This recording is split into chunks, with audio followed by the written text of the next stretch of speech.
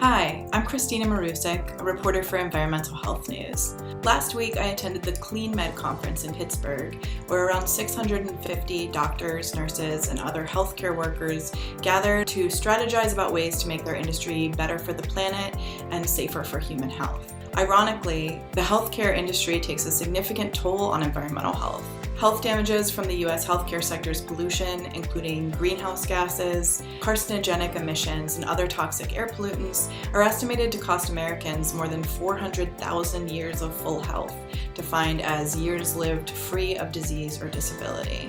At the conference, people seemed particularly interested in sessions about things like reducing greenhouse gas emissions in hospital supply chains, reducing single-use plastics in the operating room, and incorporating environmental justice and community advocacy in healthcare. It was exciting to see so much discussion about the need for healthcare to extend beyond a hospital's four walls and out into the communities they serve in the form of things like housing and economic justice and environmental health.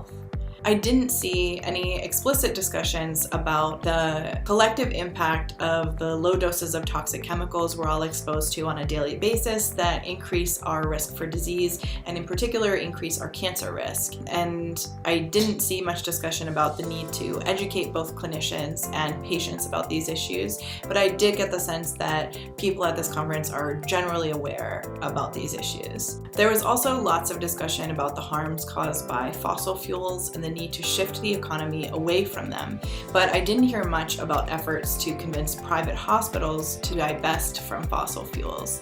The US has more than 1,200 private hospital systems, which invest an estimated $10 billion in fossil fuels, so that's something that's increasingly coming up in these conversations. I don't know why there weren't more discussions about divesting during the conference, but I wonder if it's because employees just aren't generally aware of the investments that are made by their institutions in things like retirement funds.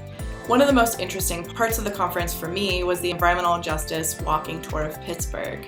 During a walk along a riverside trail and throughout downtown, the group learned about some of the region's environmental health challenges, including our ongoing problems with air pollution in Pittsburgh, water contamination, and threats posed by the oil trains that run along poorly maintained rail lines throughout the city.